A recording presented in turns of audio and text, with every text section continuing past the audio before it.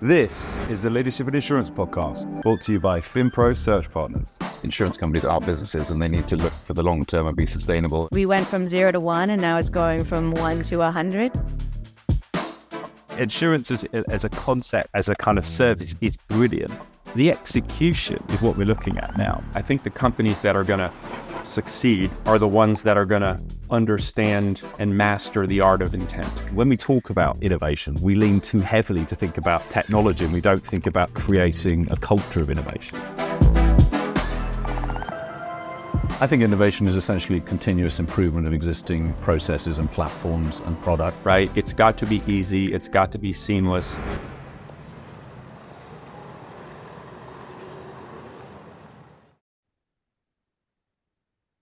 Good afternoon and welcome to the Emerging Tech series of the Leadership in Insurance podcast. I'm your host, Gavin Savage, and this is the podcast where we speak to technology founders, executives and leaders from the world of InsurTech. And today, I'm very excited to be joined by the CTO of CoverGo and Ahmad Mosa. Ahmad, welcome to the podcast.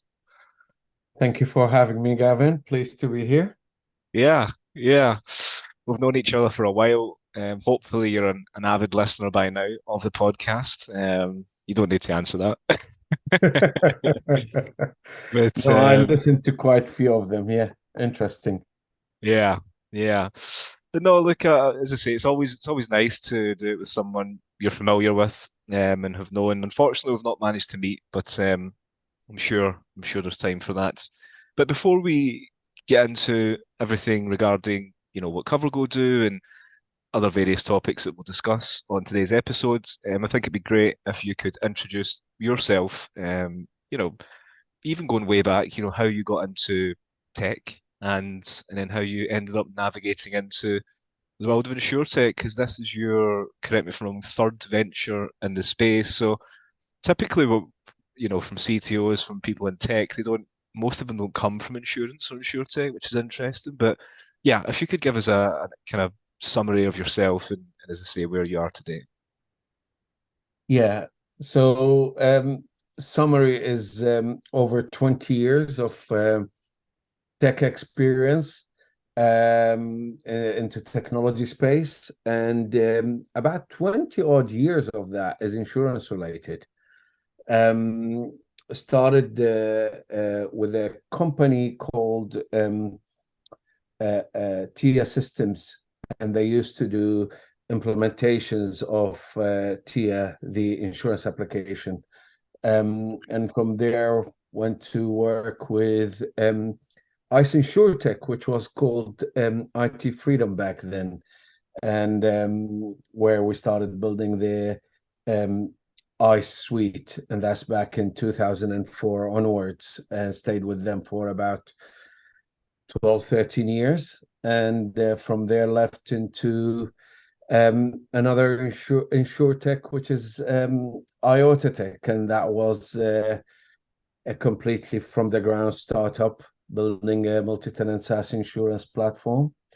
And exited that earlier this year, and now with CoverGo, which is a no-code API first insurance platform.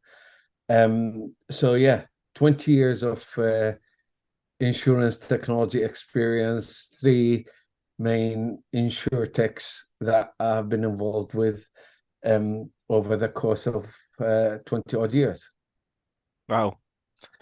Yeah, I would say the most seasoned technology leader we've had on the series with regards to both insurance and InsurTech expertise. And I mean, that's the common theme I hear certainly from those. And the technology space is it kind of just fell into, one of the few spaces left to, really go through a deep transformation in terms of technology adoption. And there's so much going on now.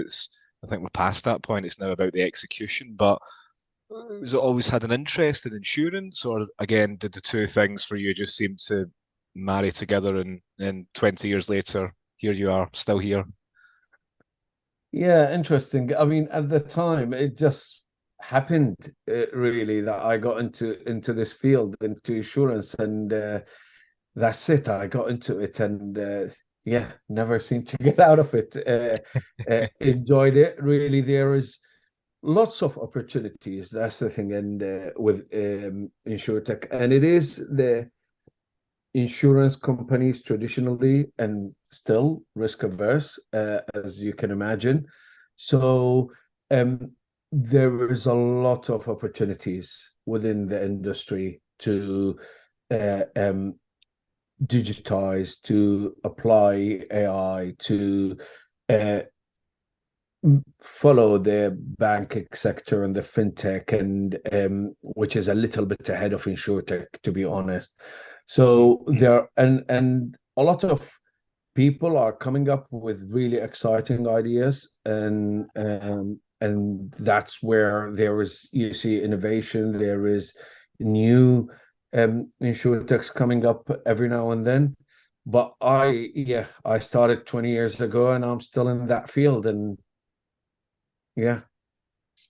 Yeah, yeah, awesome. And I guess again, before we get into more avenues, for those that don't know, you very briefly introduced what CoverGo are, but would you mind going into a little bit more detail about, I guess, who CoverGo are, in more depth, and also what the mission is at the moment? Yeah, so CoverGo is a no-code um, API first insurance platform, and the mission is to enable insurance companies to digitize their journeys and to be able to launch new products and go to market easily, to configure a new product, launch them, and be very agile, be modern, and not restricted by technology. And with the no-code capability means you can put this power in the hands of the business, and not be restricted by tech and by engineering and IT. So we're a global company. We're remote first. We've got clients in different continents, from Asia to Middle East, Europe, North America. And we've got people from over 30 nationality all over the world, as well, because of the remote first nature of the business. We've got offices in various locations, in the US and Dubai and Hong Kong, Singapore, Vietnam, but we have people everywhere. And we're very collaborative, and we work very closely with our customers. And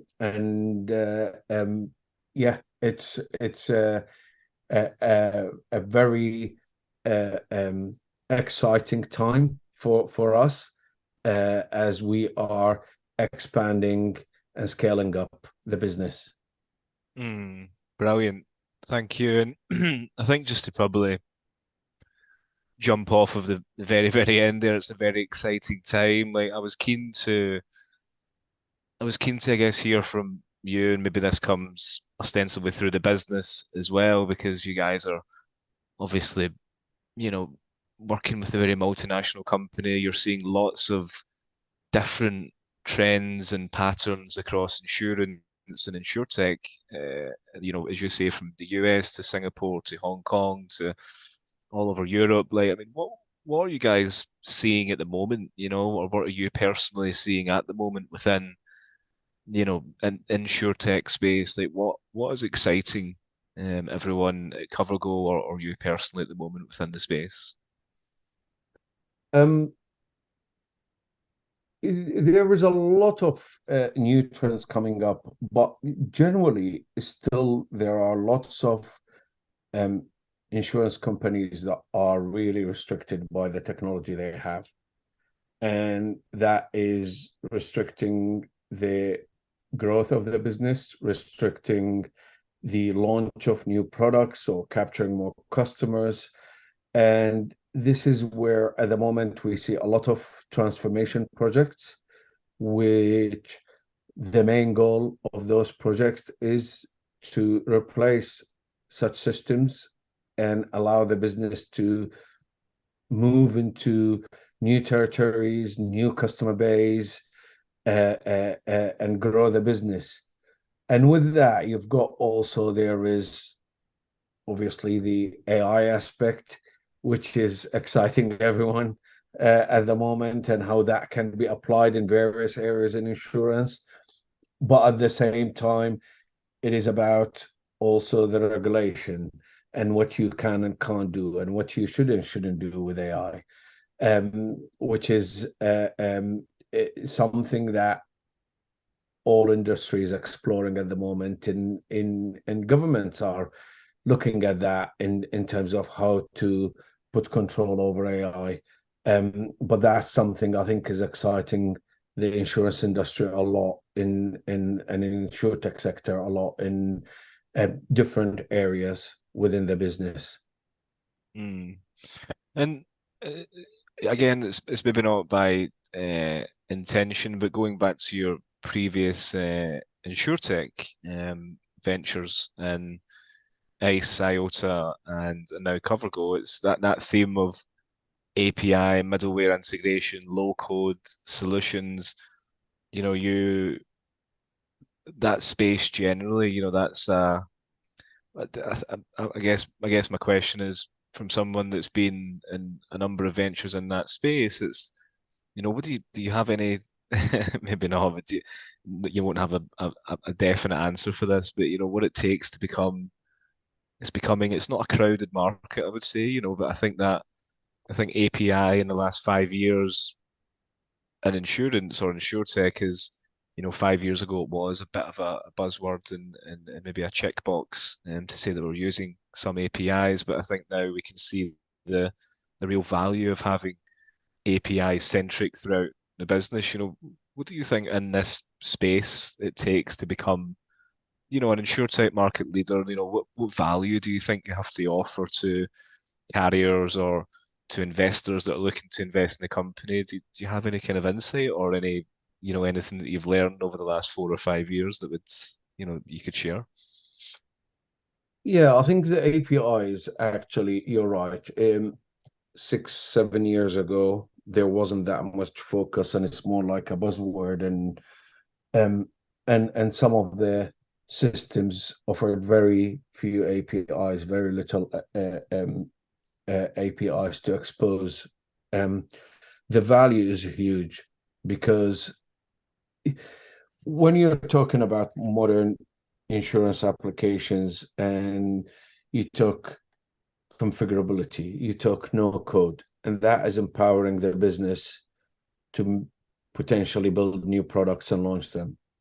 What the API is doing is exposing capabilities to that business and to their IT teams to build on top and expand and add real value to the business, whether that's through integrating to existing applications, to legacy applications, to build portals on top of that, to integrate with external third-party systems.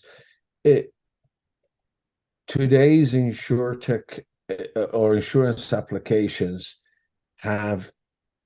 you have your portals, which are your user interface, and that is basically whether it is the carrier user or their broker or their customer, and you have the API, the application programming interface, and that is giving you another interface to your capabilities, which is through IT, to enable and empower the IT department and in that business to expand and build on top of your application, and not be restricted by only what you're giving them in terms of portals. So it is of great value to them, to businesses, to have those APIs and allow that integration and allow them to build capabilities on top of the application you're offering them. Mm. Yeah, and as you say, the value add is so significant that I can't imagine there's many insurance players not utilizing extensively API driven technology. But I guess in saying that, do you still come up against certain resistance to adopting API usage or becoming fully API driven? My maybe optimistic brain thinks that in the next 5 to 10 years, APIs will fully replace EDIs, and a lot of people probably don't think that will happen. But like, do you still get some? What are the challenges for you, even still knowing, having proven and knowing the value add that APIs can drive within innovation and within experience from not just an internal usage, but for the customer? Like, what have been the biggest kind of challenges for you over the years? I think the challenge um, is having the right experience on the API. So a lot of um, a lot of people are familiar with the user experience, and that's what you apply when you're building your UI, and try and understand the user and design your journeys and UI based on that user experience. Same applies to API, but not a lot of attention is paid to that, because if you're going to expose your API, you're telling your customer, their IT team, and third parties, this is another interface that you can interact with and use. And therefore, it's not just exposing an API, it is what is the experience of the developer using that API. And that's the challenge. I think there is no resistance in using the APIs. In fact, all customers would welcome that. Yeah. But are you exposing the right APIs? Are they providing the right experience? Are they providing the right capability to the customer? And are they allowing them to do what they want to do easily and without a lot of hand holding and guidance and troubleshooting? And that's the challenge, and that's the key with providing API, is the experience you're providing with those APIs. Because it's meant to be frictionless, low maintenance, low cost, as I say, in comparison to EDIs, which is quite a lot of maintenance, quite a lot of hand holding, but they're so ubiquitous, it's everywhere. Do you kind of see a point where we do get to that, where it almost certainly replaces any functionality in that respect, and it's just fully API driven? There will always be, with the applications, you're going to have both. I think the UI and the API. Yeah. And you'll have some applications which are simply headless application that you can, on top of that, use any generic no code application to build AI on top of that and build capabilities through those APIs. But generally, it's always going to be, you're going to have some persona portals with your application, and then the APIs is giving the additional capabilities. And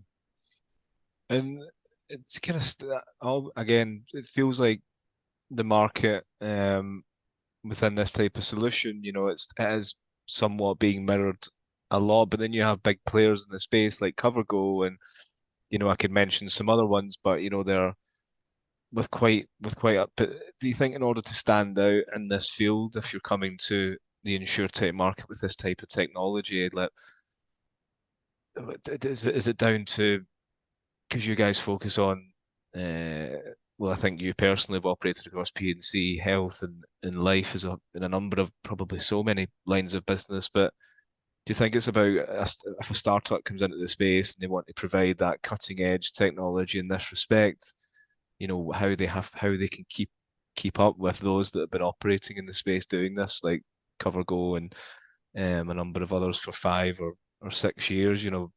Is it down to? I just always wonder how you stand out now upon like the bigger players. Yeah, I think if you want to provide policy administration, claim management capability as an end-to-end, Yeah. it's a crowded market, as you said. So it's not easy to stand out, and you need to offer something different. You need to offer something which is compelling, provide some real benefit to the customer, something that is agile, that is quick to implement, that offers them um, everything they need in terms of capability, in terms of them being agile. But I think a lot of insurtechs you see now, they are focusing on specific use cases. And by doing that, addressing certain use cases and doing a solution for that is well made, that is unique, that's easy to stand out. That is easy to sell, and that's easy to expand and grow, because that's where you differentiate yourself, when you have those unique solutions for specific use cases. Yeah. And then you mentioned that earlier, things like low codes, API technology, and the opportunity that is present within insurance with regards to innovation. And we couldn't get through a podcast without mentioning AI on the tech series, but I think that's got to be something that startups in this space, and as you say, in that policy administration middleware application, and we've got to be thinking about how they can utilize AI into their infrastructure to create that more personalized UI and create that more frictionless experience for the partner and for the customer. It's obviously I don't know what the answer is in terms of that, but I'm assuming over the next couple of years we're going to see a lot of AI pop-ups in this space.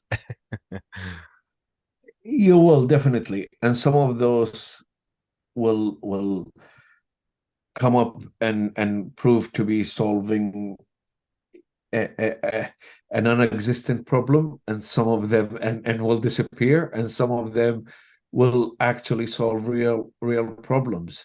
So there are lots of applications for AI within every industry, including insurtech, and a lot of people are trialing various use cases where AI can be applied. And I think over the course of the next few years, we'll see some things come up and go, and some things will come up and stay and will improve and will actually become more and more trendy and popular, because they are addressing real issues, and they are making, at the end of the day, making the customer journey better, the customer experience better, that frictionless experience, and solving those kind of problems.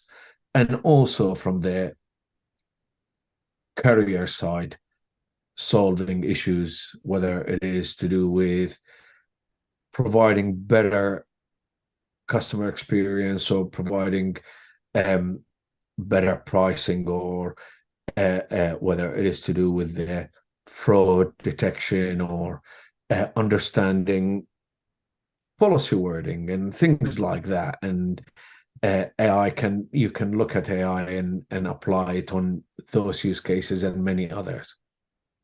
And I wanted to ask you a question about, I guess it's in some respects it can be viewed as a negative question, but I don't think it is. I think it's, in terms of innovation within insurance, as I say, I think a lot of ideas have came to fruition over the last 5, 6 years, and we've seen many companies really push the boundaries. And I think now it's about the execution of those ideas, and that's where it tends to get to that sticking point of growth. But what do you think from your respect? What do we not talk about enough within the insurance space upon improving something? Because we're very, for example, quick to talk about technology that can, for example, maybe take someone from quote to bind in 4 seconds, and it's all about speed and pace, and just kind of curious to get your opinion on where you've in the space. You attend a lot of events, you fly here, there, and everywhere, and speak to so many people in the space. Like, I'm always just quite curious to hear, what you think about, yeah, I guess what we're not talking about or what should be talked about, or as I say, any interesting points of innovation that maybe we've not heard on here. Interesting question.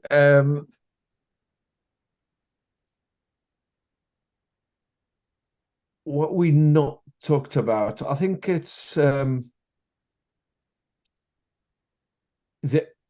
negative impact of potential technology or AI within, and that's not just in insurance, but everywhere. What is the human impact of that? And where is the ethical boundaries of applying AI? And because there is always that fear, is AI going to take over and replace the human touch and things like that? And that's, I think, is an interesting topic. It's a topic that not being talked about enough, and some people are really scared of it, if you like. But it's something I think we're gonna need to address over the next few years to better understand the boundaries and what AI is going to offer and not offer, and what is the impact, the human impact of AI, to allow us to explore it better and utilize it better. Yeah, interesting. I mean, what do you think of it? When you say what it can and can't do, do you have an incline on terms of vision as to what you think it will do for the space? Personally, I don't think it replaces humans. I think it replaces aspects of a human's job to allow the human to become more human. I say that a lot. We had someone on the other week from Simplify AI who's, all about utilizing AI and GPT to improve the claims process and allow claims handlers to really focus on the work that is the more humanizing aspect of their job, but it will in no way, shape, or form replace a claims handler. Like, what do you kind of think of AI at the moment, and where we are, and where it could take the insurance space? I think I'm 100% aligned with that, in that it will not replace, it will replace certain elements of the process that are simpler until there is some more complex algorithm and an AI capability. I think we will always need the human and the human touch and that decision making process. So it will allow us and allow people to focus on the things that really require the human intelligence and not the artificial intelligence. And that's the key, is you're never gonna want to stop using that, the human intelligence, and where you need to really have a human to judge and to assess things. And the AI will be solving the use cases where you can have straight through processing, frictionless experience. It is flagging things for you. It is assisting in the assessment and the judgment, but not making the decisions on behalf of humans. Mm. Yeah, yeah, and yeah, in some ways I do understand the kind of the fear of the uncontrollable aspect, or we've had businesses on the podcast or Miller where they measure, they try and measure bias and root out bias within what the AI is doing in terms of collecting data and using that data to inform policyholders or a number of other things. But I think it's that control element. If you let it dilute through systems and because the data is so sensitive within insurance, and there's just billions of data points, and this thing learns very quickly that fear of not being able to control it comes into play. But as I say, you don't hear too many people talking about that fear, but you can feel that it's there's that still a little bit of reticence around it, to go all in with AI. It's kind of like the insurtech space is still kind of dipping its toe a little bit, but welcoming in it now. Yeah, no, absolutely. And interesting, you touched on the policy there, and this is one aspect is where AI will help, will assist, will advise. For example, for a customer, policy wording is lengthy and complicated, and you can have AI just tell you what you're covered for and not covered for in a very simple and straightforward way. And you don't have to read that whole policy wording and what am I covered for and in which scenario, in which situation, and everything else. And you can just ask it or it can tell you. So these things is helping, assisting, making life easier and making people jobs easier, not replacing. Mm.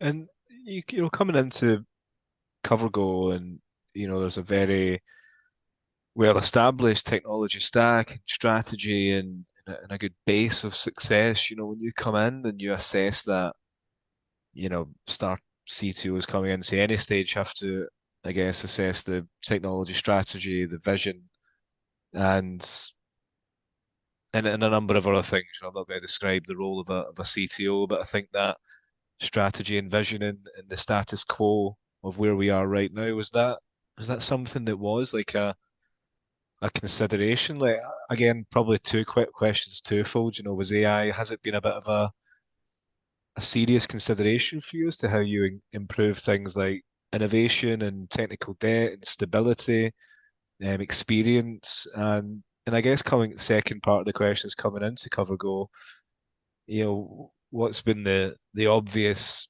challenges there, or assessments coming in as a CTO, again, having previously worked for similar companies in the space. Maybe some of that you can't share, which I can appreciate, but yeah. Yeah. So of course, I mean, jumping into CoverGo as a CTO, I have to assess everything and look at everything and what we've got and understand the landscape and the technology stack and the capabilities and the people and the processes. So it's have to understand all three: technology, people, processes. I think where and assess where we have strength, weaknesses, opportunities, threats, etc. Do that SWOT analysis. Yeah. Part of your 100 days, if you like, assessment. where the challenge is, and is that in my two previous insurtech experiences, I was there from pretty much the start, so I know exactly what I had Yeah. and what I didn't have, and the debt. Whereas here, I need to figure that out and assess, and accordingly also identify the key people that will help me in that journey within the company, and with assessing where's the debt, where are the changes required, etc. And that is the challenge.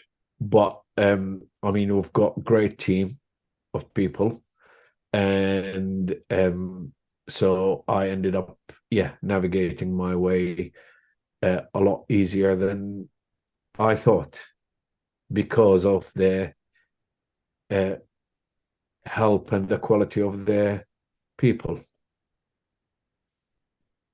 And yeah, and the people itself, again, everyone is so spread out, even just not taking other functionalities into consideration, but the tech team is so spread out, from, as I say, all over Europe to Hong Kong to Singapore to US. Like, how do you kind of manage? Because as you say, you've been in from the beginning at ICE and IOTA, and I think they've all been in relatively the one place. Like, that multinational, multicultural team. I'm always quite fascinated about how you create that culture across the board when you can, Ahmad can't be in every place at the one time. So, again, sounds like you've really leaned on the people from the organization, but it also sounds like you're quite big on being present in all of those areas. It seems like since I've been speaking to you, since you've joined CoverGo, that you've been traveling a lot. Yeah, I think. Well, I started today at 6:30 in the morning because I'm talking to uh, people in Hong Kong, which are GMT +8. So that's the challenge when you have people everywhere in the world, and then you need to be able to be flexible. Now, generally, the team, they work their local hours, but I need to be working with lots of people, so I end up have to adapt accordingly. And I think it is about getting people together. So, and last week, for example, we had workshops in Hong Kong. We had a dozen people on site, everyone working, building that. It's a team building exercise, but as well, it's also a collaborative exercise to get everyone excited about things we do.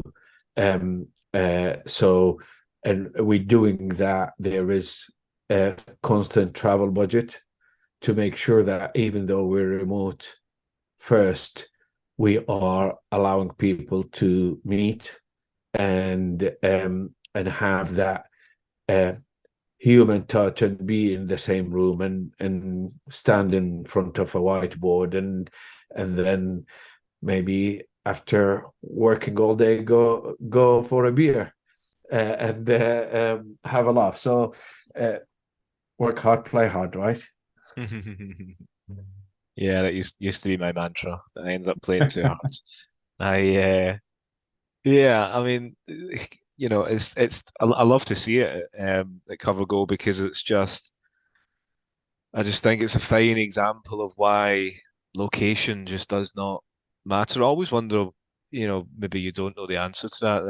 Isn't even a question, but I do always wonder the origin story of a company going fully remote and being global in so many different time zones like CoverGo are, because, well, my kind of experience of, as you know, I do recruitment. We do executive search. Unfortunately, podcasting isn't quite the day job, but my experience working with insurtechs is that they like everyone to be in the one place or at least on the same time zone in order to innovate. But yeah, as I say, I think it's a fine example. I don't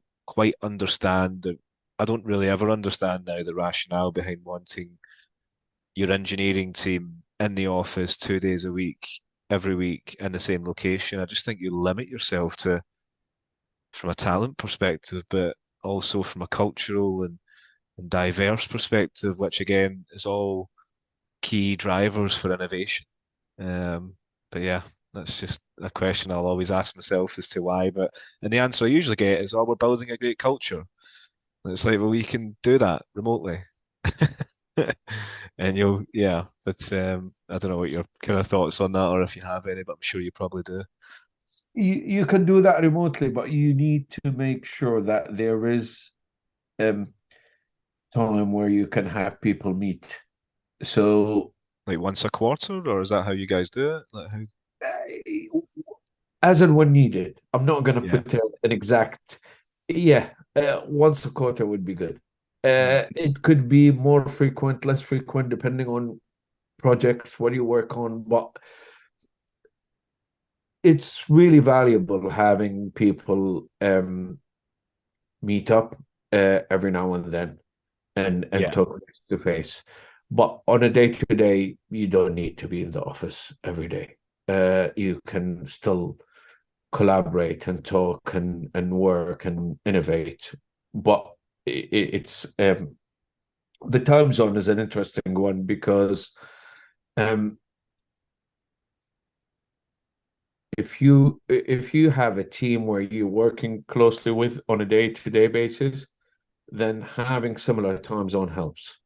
And Mm. so we have people in we have people in lots of people in the European time zones, we have people in the Asian time zones, in the Middle East time zones, and it helps when the same group of people are the time zones are close. Otherwise, um, it could be if it's 10 hours difference, it could be hard. But for Yeah. us, I think everyone is just have flexible hours. We found the right balance, I think, somehow, in how we work remotely with people from very different time zones and still be able to collaborate, be efficient, and be innovative. Yeah, and I think that's the nail on the head. You find what works for you. You try not to put a limiter or, an amount of times that you have to meet up. But I do agree. I think, look, I'm not saying I don't understand why you have to be fully remote or you can only be fully remote. I think touch points are very important and it's also it gets you out the house, right? You can go a bit mad if you're working in the house for 2 or 3, 4 weeks without any contact. So, but yeah, I do think the time zone one is tricky, which is why it's even more impressive as to what's been built there and continuing to build at CoverGo.